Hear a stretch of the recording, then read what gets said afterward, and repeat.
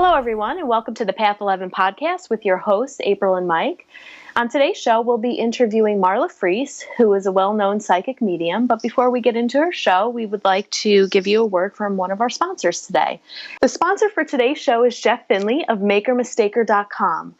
Jeff shares a pretty extraordinary story that he ended up turning into a book, and he woke up early for an entire year in an effort to change his habits and overcome some depression that he was going through. And what he learned was extraordinary and led him to dozens of out-of-body experiences, which he talks a lot about on his podcast show, and a true deep spiritual awakening. And fortunately for us, he wrote a book about it, and it's called Wake Up, the Morning Routine That Will Change Your Life.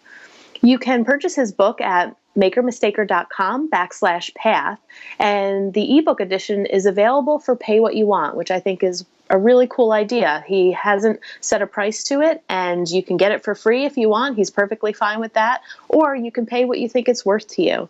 So again, you can find his book and podcast at makermistaker.com/path.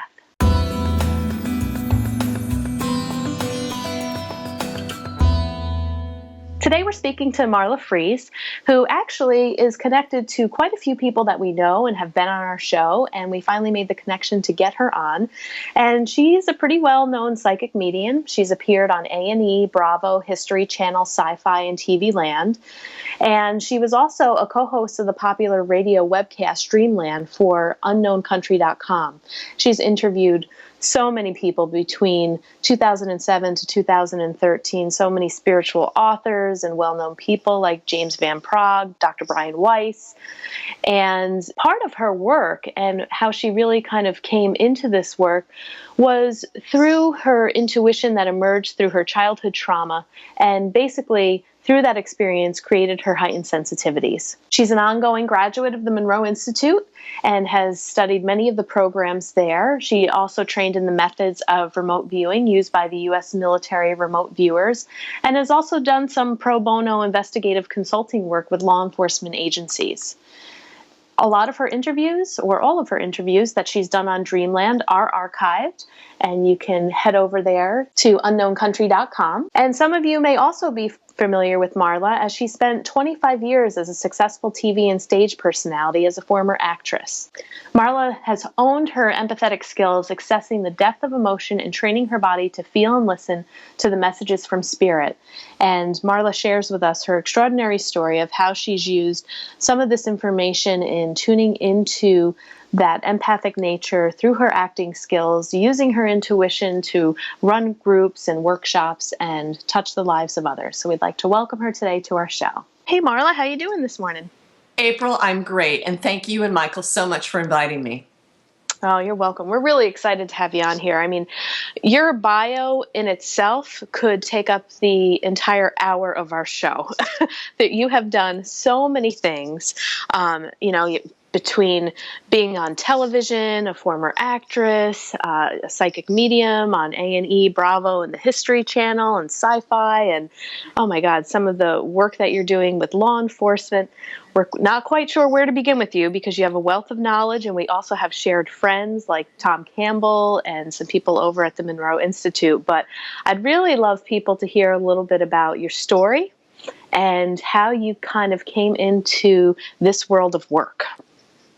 Well, thank you, April. We all have a history that has led us to the point where we are right now, and my story is basically sourcing everything that I do. And I've taken all the lemons and all the roses and everything that comes along with a challenging childhood, and I've just like all of us, we grow up.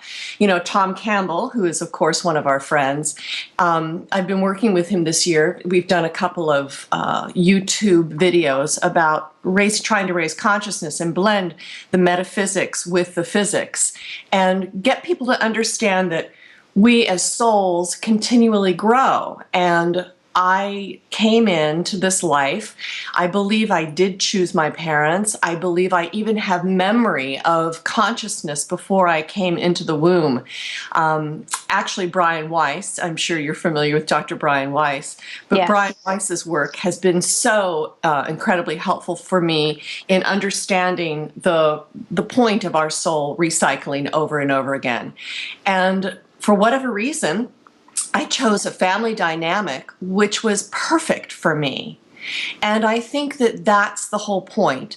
No matter what the stories are, that some are very colorful and some are challenging and sad, and we could keep asking the question, and as being a facilitator of mental health, that we could keep asking the question why these things happen. But why really isn't the question for me now. It's more about what do we do in the face of all of these challenges. And Spirit, the larger consciousness system, God, has been guiding me through, around, up, down, in and out, being pushed into situations, pulled out. And by the time that I became or that I left the acting world, I started to understand that my entire life has just been about getting me to where I am now, which is helping people understand consciousness, and that consciousness survives death, and that we are here in a soul group to learn as much as we can to elevate our consciousness.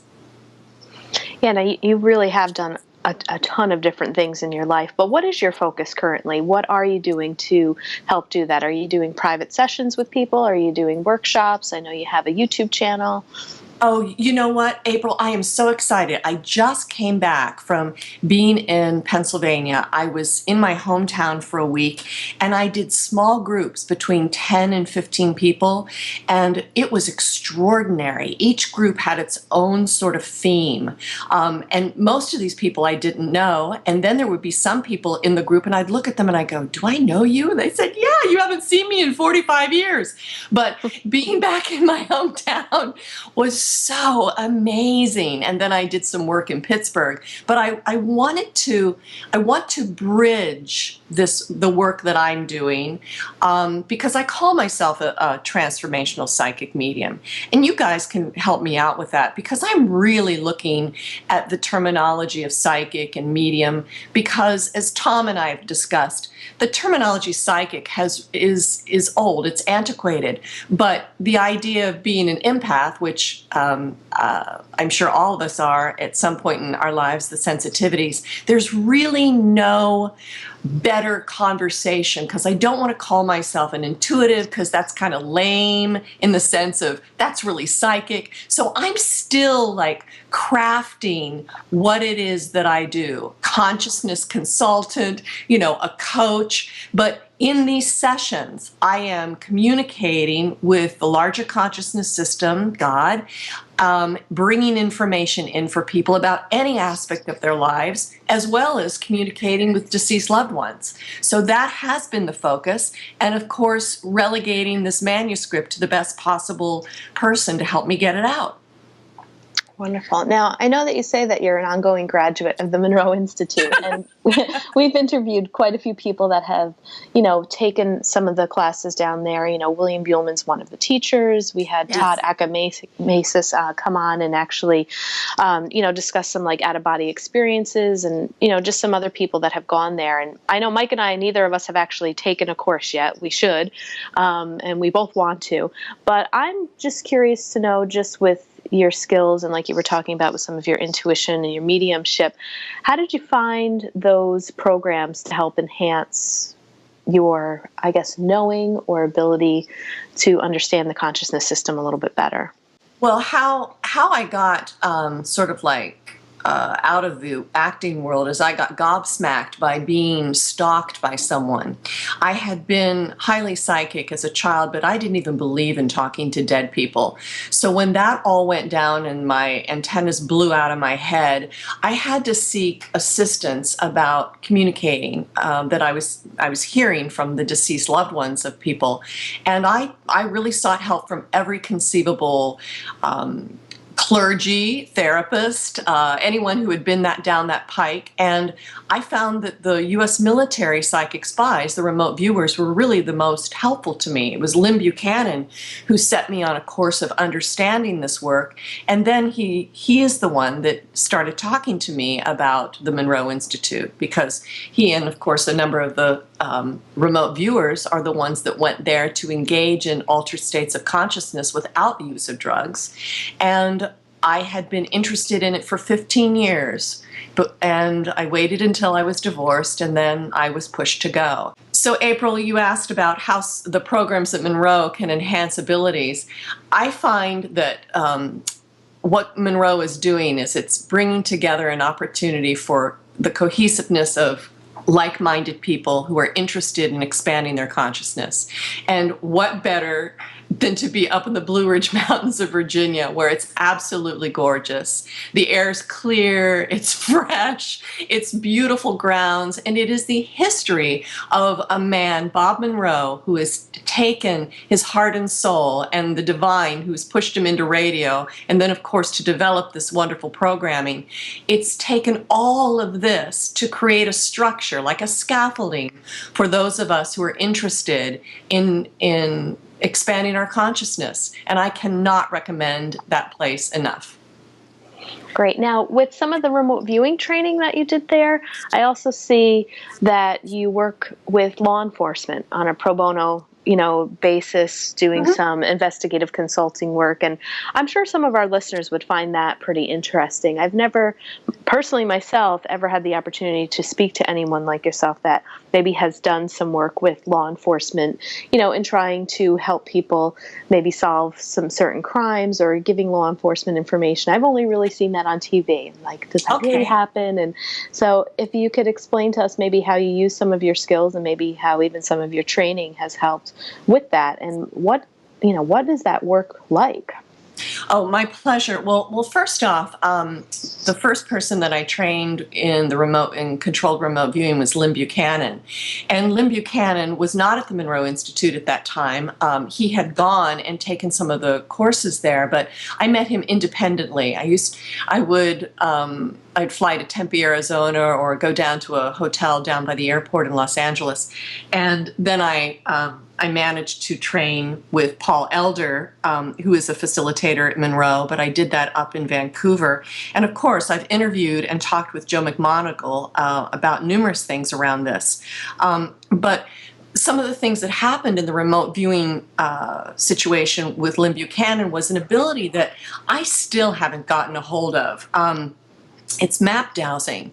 For whatever reason, I have the ability to see things and feel things on maps.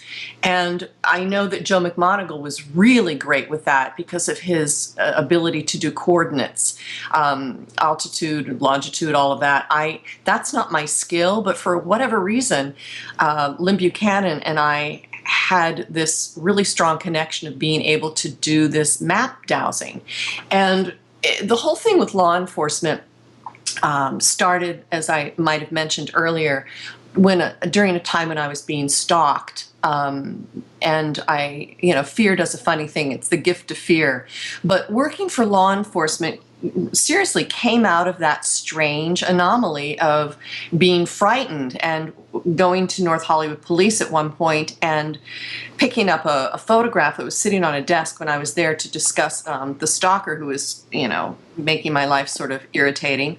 I picked up a photograph and said, wow, this looks like a homosexual rage murder. And I had no idea where that information came from. And I thought, that's odd. And it was actually an actor friend of mine that went to school with me at the Miami University of Oxford in Ohio that had heard that I had become some sort of a form of a psychic and contacted me, and he said, I want you to take a look at a murder from my hometown. It's a 30-year-old cold case. And I said, I have absolutely no idea what I'm doing, but bring a photograph over and let's see what happens. And he brought that photograph over, and it was a black and white photograph. And as soon as I touched it, I went to a field in the middle of the night. It was as though, and this is part of one of the ways that I work, I get blinded to my present circumstances, April, and I go into a movie. I was in this field, and I'm a young woman, and I'm with this man, and I know him, and his name is Michael. And he turns around, and he looks like he loves me, and I feel compassion toward him, and then he hits me with something. And I am so shocked, and I realize that this is the end of my life.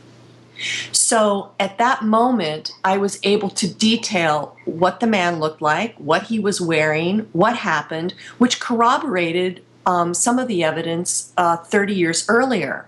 But what was most interesting is that the information that I provided for my friend Rick, he took to an investigative reporter, and they reopened the case. A 30-year-old cold case, based on me telling them that there was a piece of evidence in, I guess, the basement of the courthouse, which is where this town was, or the small town in Ohio was, where this woman, Carol, had been killed. The evidence was apparently there. Well, they did open the case. There was DNA on, they found the log or the piece of wood that had hit her. The man had still lived in that town, and they tried to bring him to justice, but the DNA was not admissible because there had been a flood in the basement of that courthouse. So they didn't allow that DNA to be admissible. But that woman, Carol was her name, had her day in court. And that kind of opportunity it doesn't come about as much as it used to, April.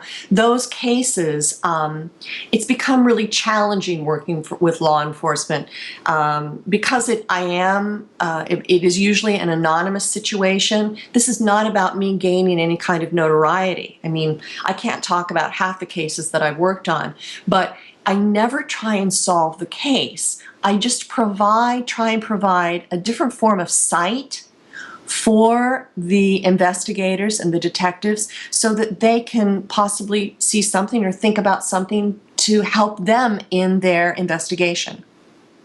Yeah, and do you think that law enforcement consults more than maybe the general public realizes with people that have abilities like yourself? Well, I do know that since the remote viewing faction of the U.S. government was disbanded in the early 90s, I know that there's a lot of remote viewing going on behind closed doors. I don't know if people are being paid for it or anything like that. I just know that with the nature of, especially what's happened in our country, even within the last week, with the terrorist, well, if you want to call it terrorist attacks, law enforcement is seeking assistance probably anywhere they can. But everything that you two have done regarding the filming of putting out beyond the physical and the afterlife, that kind of information about the way that our psyches work and the advancements of our own consciousness, we're trying to assist whomever we can, whether it's loved ones in their grief, or I'm sure that there's law enforcement that is seeking out assistance, but I can't speak about that because I actually don't know that at this point in time. So I can't give you an answer about that. I can only imagine that there are things going on. Now, with your intuition, do you usually get that movie effect where you're immersed into the scene, or is it different every time? You know what, Michael? It is different every time. Some of the situations of sitting with a group of people, I love the small groups. They're the most intimate, and everybody gets to hear everybody else's information. And it usually happens with families where a deceased loved one will come in and give lots of different details for everyone's sake, and everybody is healed in a most unique way from being able to communicate with their deceased loved ones.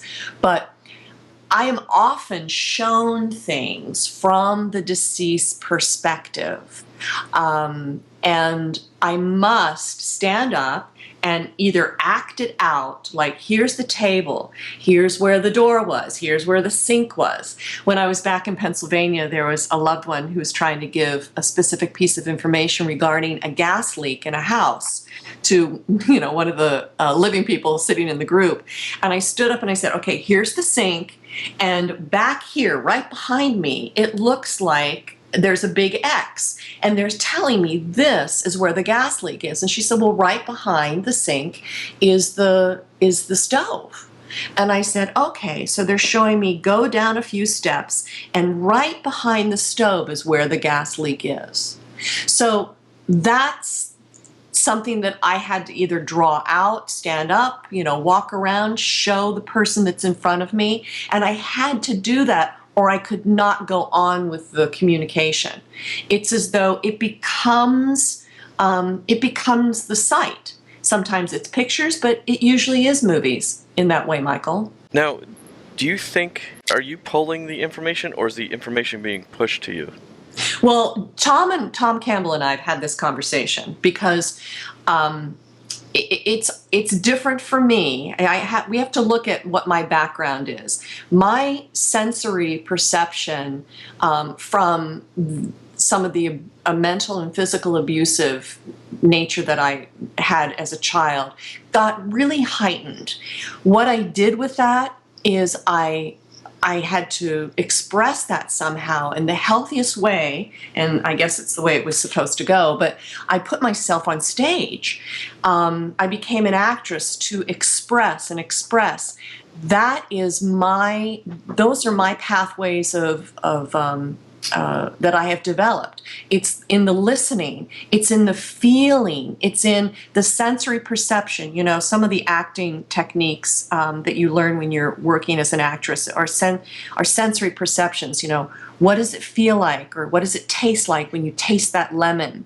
When you start to visualize that and think about that, then your mouth starts to salivate. Some of those things are my neural pathways. That's how I see and feel information. When Tom talks about accessing the larger consciousness system, it's about the data or the data. You say potato, I say patata. But accessing that information for me comes in not only hearing, seeing, but feeling. Now, for me, in the way that I'm translating this, it's pushed on me. I'm not going out there looking for it. It's pushed on me.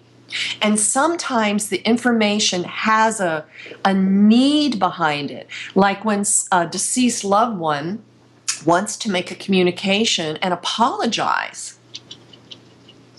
It is an energy that feels to me like it is pushed.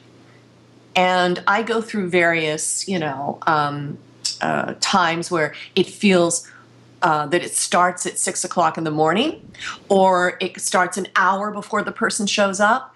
I'm not exactly sure why. Maybe there is a system on the other side where, they flip a switch. I still don't know the machinations of it, because it's never the same way every single time. I just surrender to being open to how the information comes in, what the information is, and I do my very best to be able to communicate it in the most neutral, benevolent way possible. Okay. Now, because I've had similar experiences, that's probably one of the few areas where I think that I'm intuitive, is where I hold an object that I can kind of give a detail about the history of the object. Oh, you mean psychometry? Yes. Yeah. And okay. Let's call it what it is.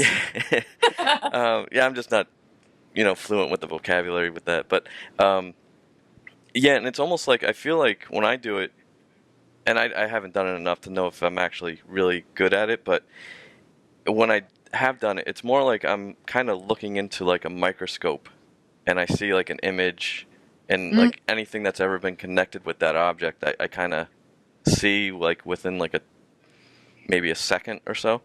Oh yeah, it's a thin sliced moment, isn't it? Right. Yes. I have to say, it's kind of like, when you go to the top of like the Empire State Building and you see those binoculars, it's kind of just like looking into that real quickly and then looking away. Oh, good. Well, may I make a suggestion? Sure. One of the things I like to do is take a tape recorder and put it beside me and start playing with, and I do teach this too. But if I'm by myself, putting the tape recorder beside me, or the iPhone, picking up an envelope, and if it's a bill, you pick up the bill. Oh, I see an 8 and a 3 and a 1. So when I open it up, if it's 8311, then I'm like, okay. If it's 831, I'm not so happy, especially if it's a bill. But I am tapping into the piece of information to focus on that information. Like, I want to see what the amount of the bill is. Photographs are really great. You get a bunch of different photographs, and of course you have them so you can't see them, and you pick them up and you can feel the resonance. Sometimes it's colors. For you, it might be the visuals of where the place is. For me, it's usually the emotion of the actual photograph. So the more you do this, Michael, the more you have the opportunity to tune that very fine dial of being able to see where the vibration comes in for you. You know, it's challenging for people like myself, or I can't speak for everybody else, but it's challenging for me to sometimes to listen for the information for me. So when I get into the shower in the morning, for whatever reason, that's where I get a lot of downloads. And as soon as I get out of the shower, I basically write everything down, because I don't know necessarily if it's going to be for me until I look at it and write it down, or is it my first client? And I'm going to bring this up because I think the nature of this is important to discuss. The recent shootings in San Bernardino that just happened. Those of us who are sensitive sometimes can feel that something's coming and we don't know what it is. The day before, I cried 3 different times during the day, and I would ask, what is this? And they say, you know that something's coming. That's all you need to know. Now, what does that mean? That I can't do anything about it? That it's coming and it's supposed to happen? That I'm too scared to tap into it? So I ask questions, I write the answers down. When you hold an object, go into that, the way that you see things, ask more questions and see if you get more information. Okay. That makes sense, yes.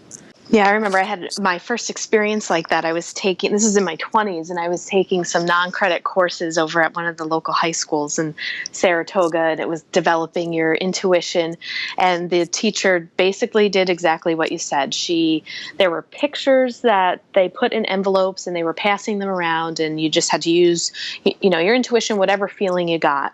And the one that was handed to me, I thought I was losing my mind. Like the envelope was extremely hot. I mean, almost burning my hands. I was smelling smoke. I'm like, wow. I'm totally making this up. This is, weird. And, yeah. But lo and behold, once they opened them, the person whose, envelope I had, they had to claim the picture and give the story. And it was her son that died in a house fire.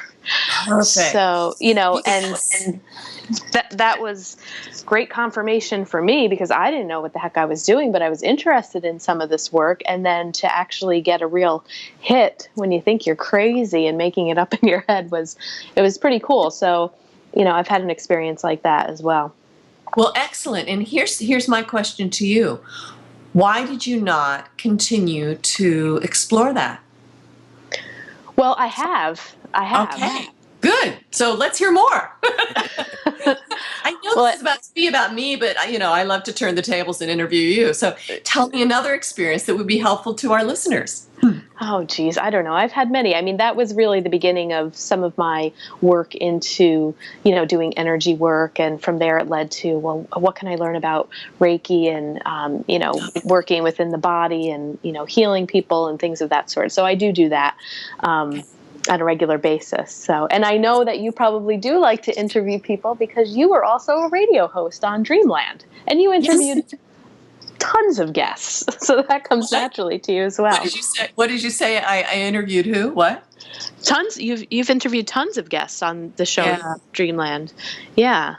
So I don't know if we want to go into that or not, but what were some of the guests that you had on that you found to be some of the most interesting that you've interviewed? Well, I think the nature of my being invited to be on that program was very interesting. And this brings up the conversation of UFOs and extraterrestrials. But Whitley Strieber, the author of Communion and a number of wonderful books about his experiences with other energies and the visitors, so to speak, I was a big fan of Communion. I remember being in a little rowboat out in the middle of a lake in Chagrin Falls outside of Cleveland, Ohio, when I was working as an actress at the Repertory Theater of Cleveland, at the Cleveland Playhouse. And I spent a couple of Mondays out in that little boat reading Communion. And I thought to myself, wow, if this is possible, if these communications between extraterrestrials, or if this experience of Whitley's is valid, I hope to meet him someday. And that was in 87. And in 97, I happened to be working with James von Praagh. Actually, Spirit, or the larger consciousness system, and their divine wisdom stuck me in James von Praagh's house, which is basically one of the reasons I found out I was a medium. And I continued to work with him, and he and I went to Sedona, where we had a few unique experiences. One of them was seeing craft, UFO craft, and when you do have an experience like that, it alters your sense of reality forever. So it was 10 years after I had read the book, 10 years to almost to the same month where I saw my first UFO. And then I ended up 10 years later meeting Whitley and his wife, Anne. And it's been a 10-year cycle of unique experiences. And even my meeting them at that time was pretty remarkable. So being invited to be a co-host and psychic medium expert on the program was really one of the greatest gifts, to talk with numerous authors about their works, and to travel and to have the experiences that I did. It was remarkable. And all of those shows that I've done are archived on Dreamland, unknowncountry.com's Dreamland.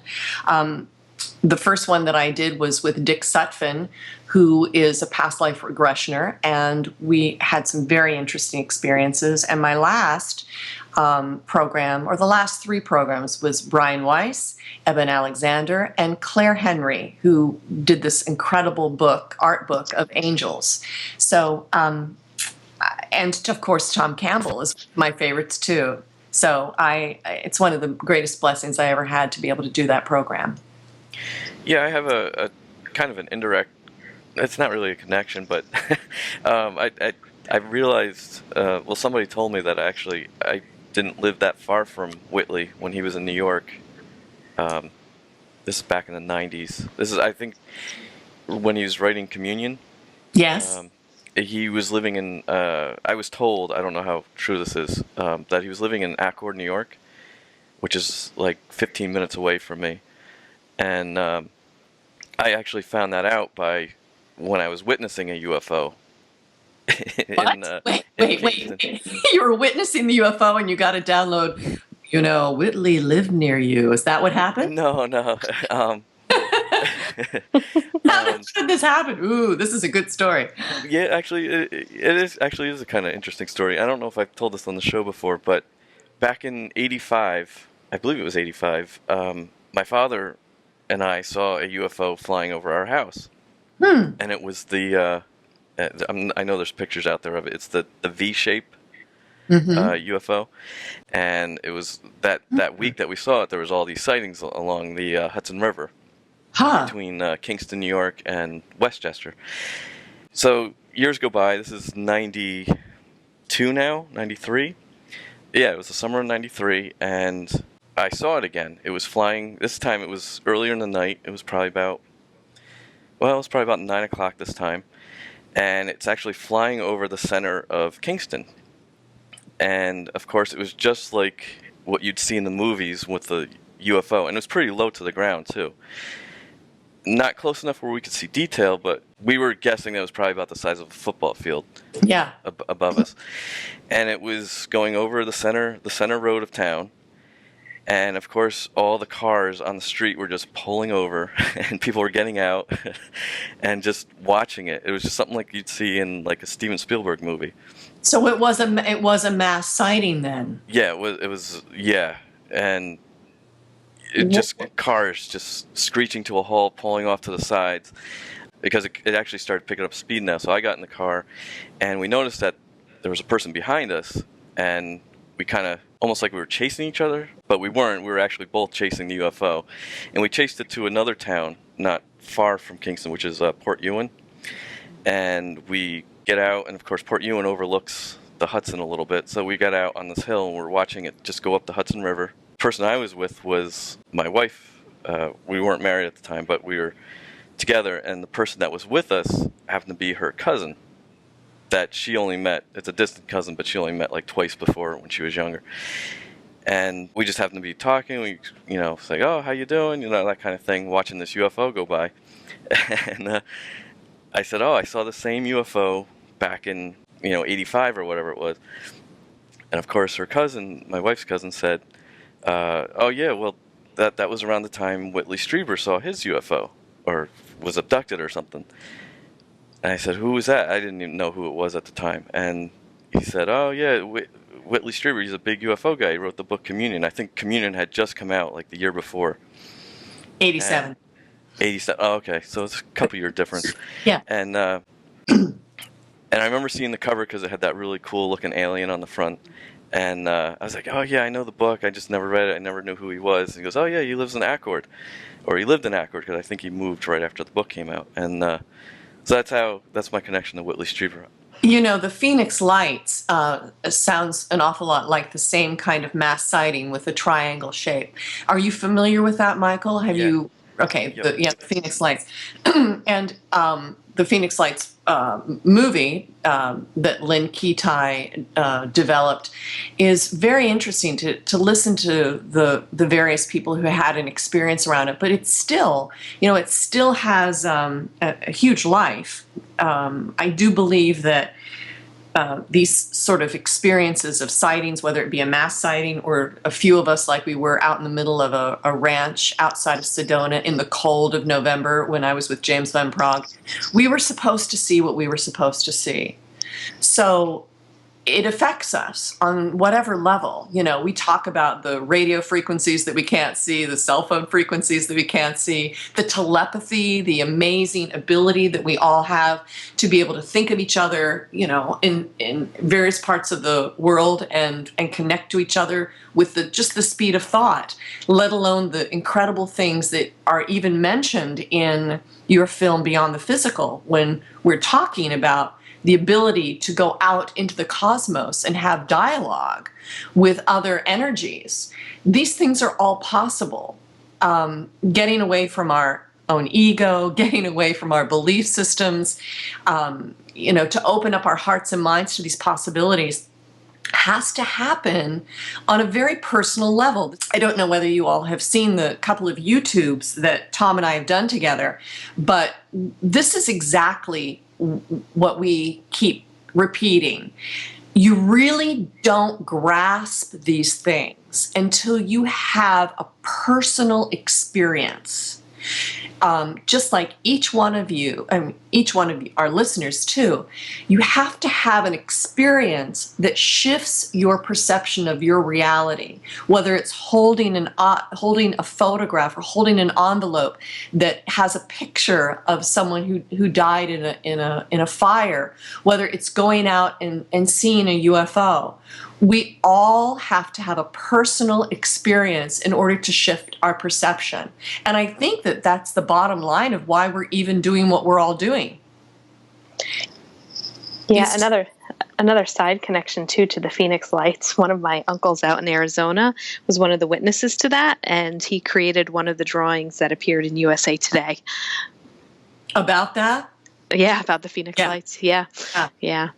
And yeah, I would agree with everything that you just said too. Now, do you have any intake or any opinions on why do you think some people are exposed to UFOs or do have these sightings and other people just aren't there? I mean, is there something about being in the right place at the right time? And do you have any feelings or thoughts about, are those people there to receive that experience from extraterrestrials because they need to, or is there a certain purpose?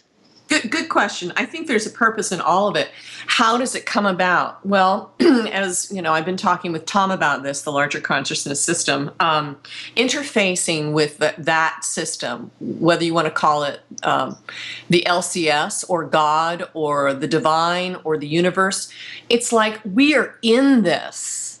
We are not separate from it. This is why we're here. We are interfacing on a physical basis with each other as humans, as souls, to grow up, to learn love, which is the best form of low entropy. It's not the high chaos entropy of chaos and all of the things that are divisive. This is about lowering the entropy into love. Where we come from, we'd like to think that there are belief systems of a God consciousness. Yeah, okay. It's bigger than that. Can we even wrap our brains around it? It's so hard with our little pea brains to understand why.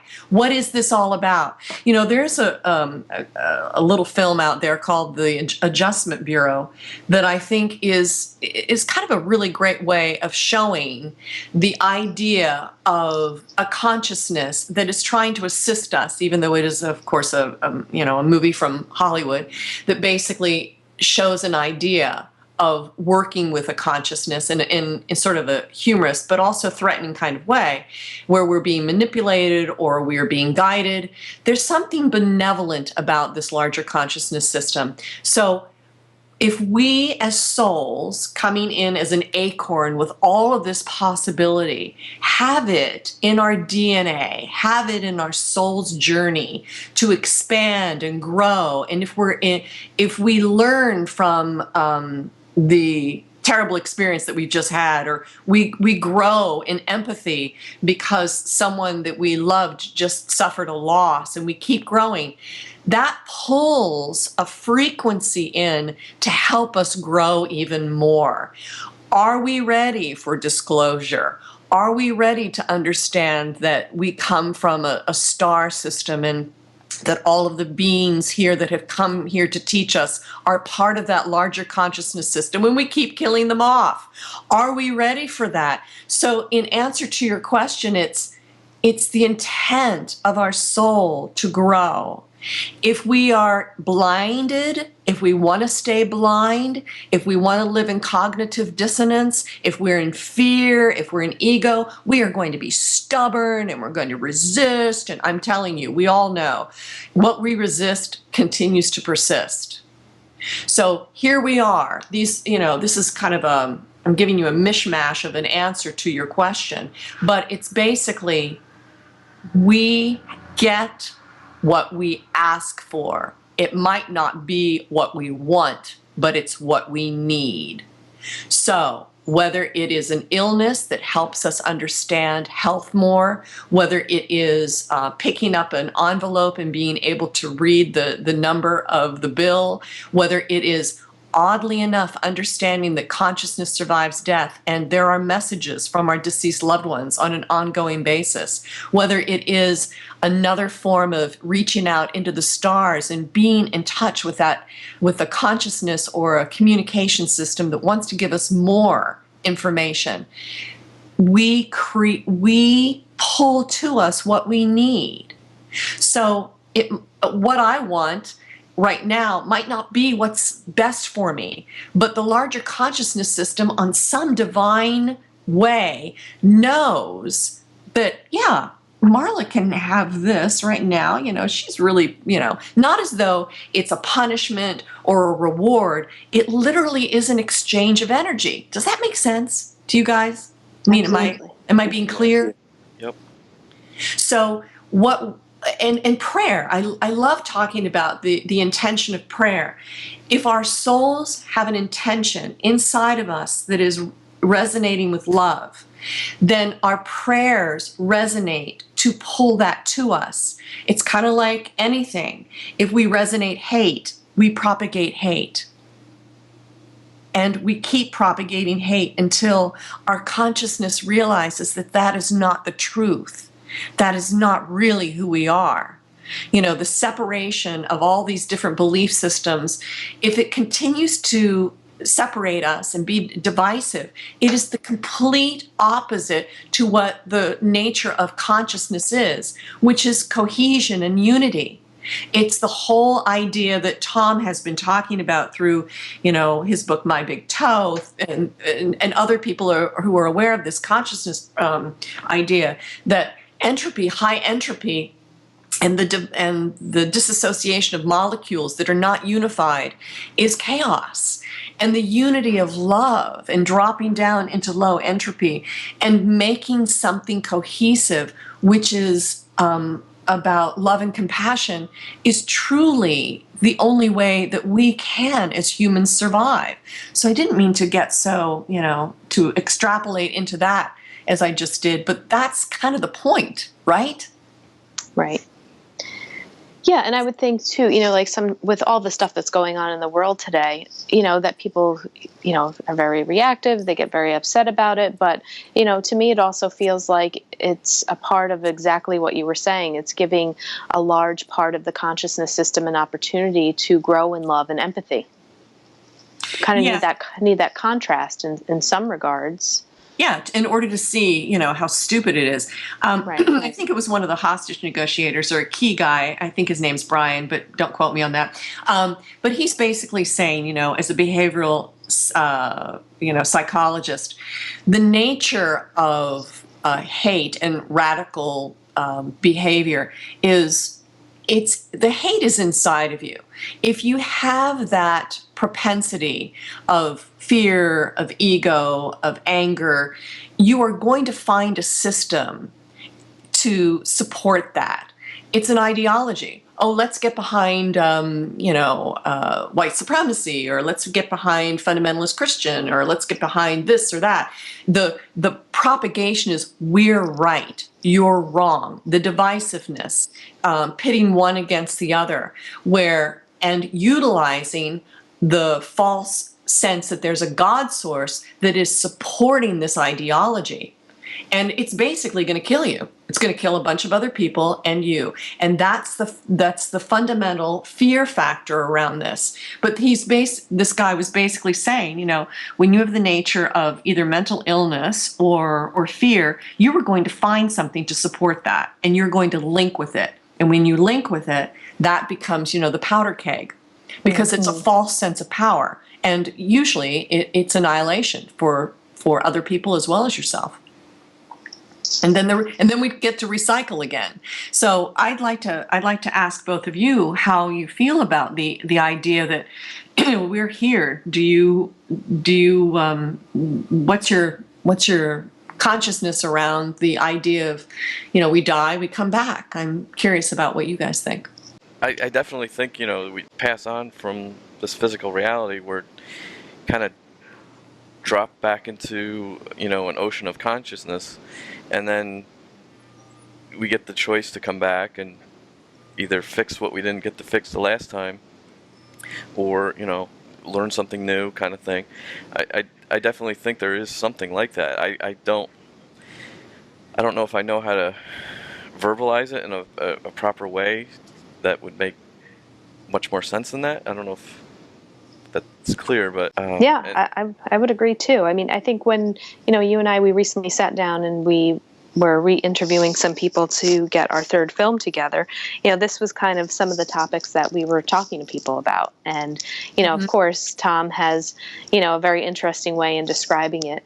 And the explanation that he gave and the way that he was kind of talking about this recycling, it makes a whole lot of sense, and why we would maybe come back to Earth or come back into the human form, because it is something that we already know, and, you know, we learn how to navigate in this type of way a little bit better each time. And, you know, I really like his whole discussion on, you either evolve or you de-evolve. Sometimes I have, clients that might be really struggling with some, depression, or maybe they really don't have a spiritual belief system of any sort. And I can see some people saying, well, what's the point if we're just going to die anyway? Like, what's the point? What's the point of living? What's the point to be kind? And, when I latch on to the concept that, well, I'm trying to evolve my consciousness each time I come back around, why wouldn't I want to just make choices to have fun and to laugh and to love and to make, each decision a better decision and every interaction with a person a better interaction, if there is truth to that, Well, that's one of the things that I experienced at Monroe. There are a number of different programs that give you the opportunity to go into states of consciousness and get assistance from other energies that you've worked with or been with. I had past life regressions with Brian Weiss even before I went to Monroe. And some of the things that happened in those past life regressions, it's like, oh my God, that's so fascinating that I was a French Huguenot trying to, colonize Polynesia. And my head was being hacked off by a Polynesian. And I'm talking to that Polynesian going, wow, you can't really chop it off fast enough. I mean, I have to really go through this again. One of the experiences at Monroe, seeing another one of my lives was as a child. It must have been in Africa.